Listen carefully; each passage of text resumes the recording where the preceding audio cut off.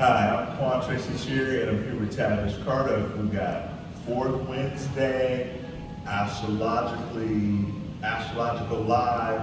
We're here at Equal Minded Cafe on Troost, and I'm just over the moon to be talking about Pisces season and AstrORM with Tavish Carter. Tavish, would you introduce yourself and tell us what we're looking at today? What are we looking at today? Good question. I am Tavish Quan, co-founder with Quan of Our Raw Material, and we have been working on a little side project, AstrORM, which takes the essence of each something. And you mentioned something off camera, the next level to astrology. So there is this, because we can get too much into the esoteric side of astrology. I know I'm guilty AF. Remember when I refused to learn all of the quincunx and whatever those aspects are? I'll look at the numbers, but I won't learn the words. But I think it points to my relationship with astrology, which has gone on for as long as yours, but just not as in-depth and not as studied and not nearly as profound. However, I gravitated toward the simplicity of astrology. And with that, we created the AstrORM, which is using the essence. So when you talk next level, we're talking about using it for your life. How do you actually make astrology work for you? Not by knowing where your deficits are or your strengths are, but how to use them and how to fill in the cracks. Well, yeah, I mean, because part of our raw material is, 12 pillars that begins at the solstice and each equinox. 12 signs, 12 pillars, and the pillars, like for instance, we have 4 planets right now in Pisces, #Pisces season. Well, Pisces, the 12th sign, and the 12th pillar is wholeness. So when you look at a situation from the perspective of wholeness, and we all are looking at how we can live from a perspective of wholeness, how would you define wholeness? How would you define wholeness? Wholeness, it's just being able to believe that every single moment is perfect and exactly as it's supposed to be. And I think as human beings, that's practically impossible for us to take in. But when we operate outside of our own mind's idea about what is correct or good, and we go to just what's before us and look at that as what we are supposed to have. It's a shift in mindset, but it's also a lot more natural way to live. Yeah, and particularly when we look at our souls and our soul's perspective as it relates to our growth and evolution. So wholeness says, what are you learning? What does the situation present for itself from an evolutionary or growth perspective? And that's different than how we're taught from an ego or an intellectual perspective of either blame or guilt or shame or pity or any number of reactionary feelings. Now, if we take it just to Pisces, go back to the astrology part, astrology, Pisces key phrase is I believe. So we can get stuck in beliefs that don't serve our ability to connect from a position of growth and wholeness. Or we can be the essence of Pisces and push on that belief system with the power of water, and it's going to spill over the rigid belief system into something that has to see outside. I just saw the child with the finger in the dam, and releasing the finger. Then the water comes out and goes over the, I feel it. So I'm gonna break down all of the depth of what you just said to just simply finding balance or finding the positive and negative, or the lesson, if you will, out of every situation that is before you, rather than seeing it as Good or bad. An esoteric exercise. So let's just bring it down to essence, a little astrological alchemy. How do we play around with the science so that we use them to our benefit? what is essential Aries? From the AstrORM, it's mentors, and it has to deal with understanding the people that you are connected to from family, but also everybody who's affected you.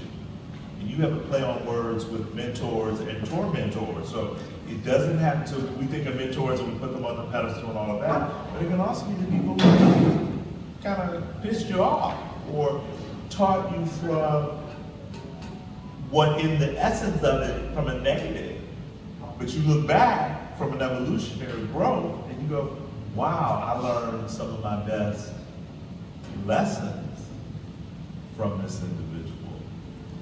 And it takes you out of the combative, because you think Aries and you think combative and argumentative and warrior and independent. I mean, just the word Aries. But if you, So let's stick with those for the essential. the essentials. It's fiery. Fire, yes. It's pioneering. Yes. It's gonna rush into action. No doubt. So if you need to get something done really fast, you want to throw some Aries energy into the mix. Yes.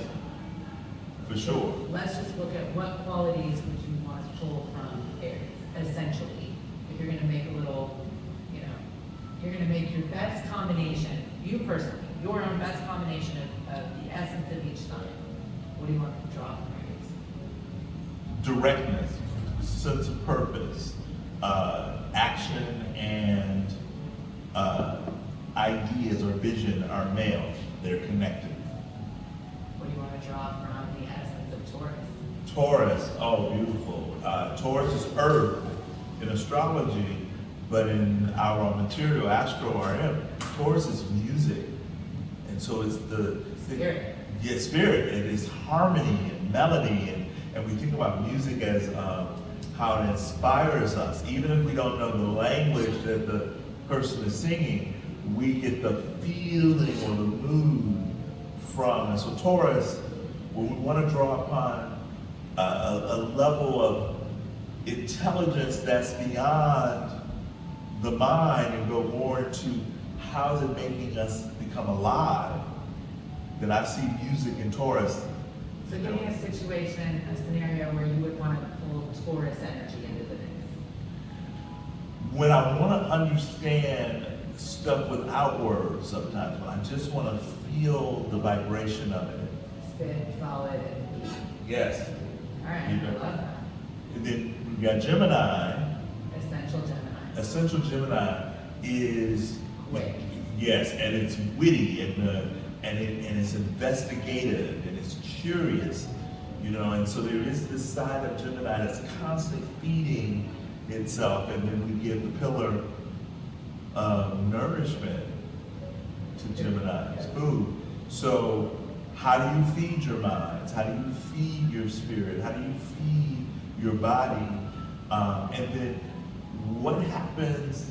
How can you be more accepting and understanding of those people who maybe grew up food insecure, or people who don't read books or they're not curious? How can we give a level of understanding and compassion once we hear someone's story that's different from our own? You're asking Gemini to give compassion? Yeah, I think Gemini can be compassionate. And I think that's one of the misunderstood qualities about Gemini is that first of all, zodiac means circle of animals. So we got Aries the ram, Taurus the bull. Gemini is the first human on the circle of animals. And it's the twins. It's also the first poking we get at who we are. Oh, totally. Whether it's from a sibling, whether it's from a neighbor. Interruption. Yep.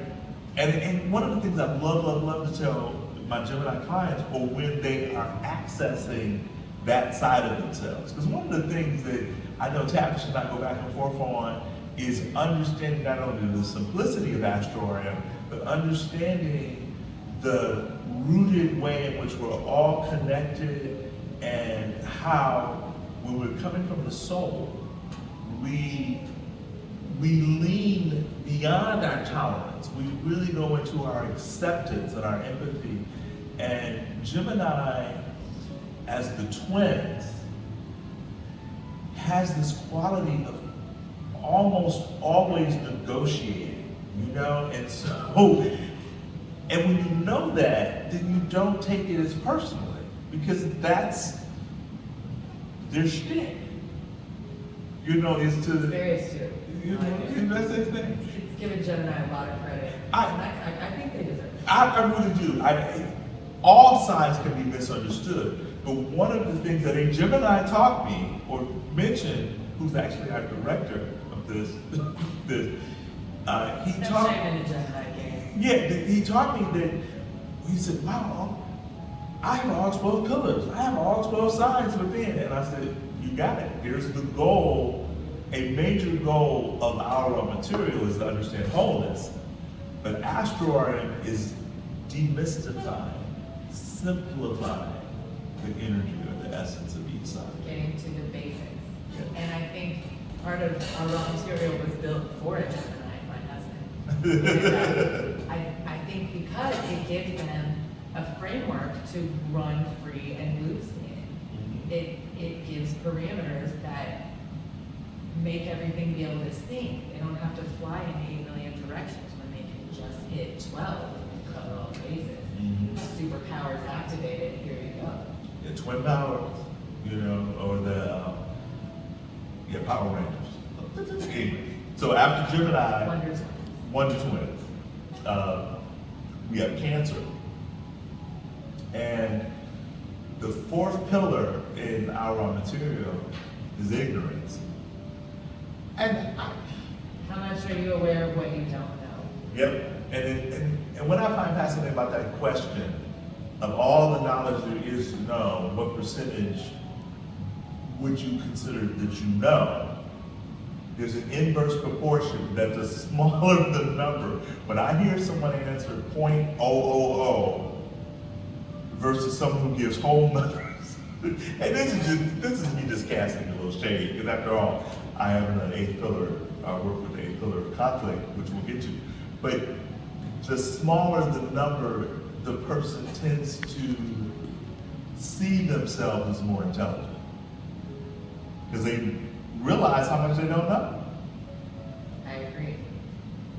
So, what do you tell? What's one of your essential energies of Cancer? Cancer, caring. I mean, caring. And if they're not cared for, they are not going to care. Right? It's all about caring with Cancer. And a well cared for Cancer can take care of everyone else. Well, I want to repeat what you just said, because there's profundity in that. If they're not cared for, they're not going to care. You know what I mean? So anybody who has some Cancer, and yes, Cancer people in your life, that's the astrology. But we all have that essential energy. We can pull in Cancer energy when we need it. Yeah. And even if there's no water in your chart, you know, you've been around a Cancer person, you know how they act, and you know how they pull you in and give you a hug when they, from across the room. And you can do that.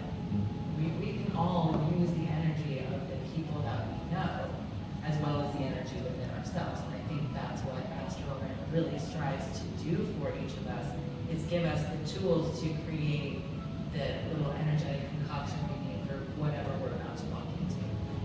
So, Leos walking onto a stage, what's the essence that we... Well, the fifth sign, the fifth pillar represents feelings. And Leo, being connected to our heart, that's where our feelings, our authentic expression comes from. Is that, and it's a fiery energy like Aries or Sagittarius, but the fire of the heart is tempered by a certain, I think, dignity that Leo comes in. Feelings don't mean that you just come in and you just, run roughshod.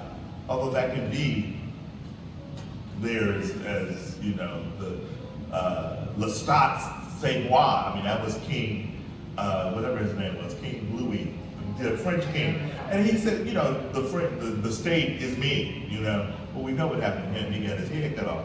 But, so, Leo is metaphorically.